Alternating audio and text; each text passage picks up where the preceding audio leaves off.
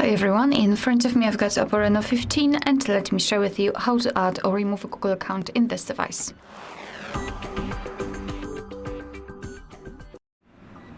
So let's start with opening the settings, and here we have to scroll all the way down to find not system and update, but users and accounts. Then let's start with tapping on Add Account and choose Google. Make sure that you've got the internet connection because it is required. You can use Wi-Fi or mobile data and enter the screen lock if you've got one to confirm everything. Here in this step we can either create a new account if you do not have your own yet, or simply type your email or phone. So let me do it and tap on Next.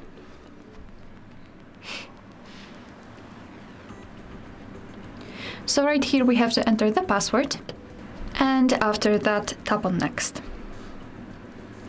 Here we have to decide who will be using this device, so just mark the option and then tap on Next. Okay, let me skip that. Here we've got Google Terms of Service and Privacy Policy. You can tap on them to learn more and tap on I agree after reading.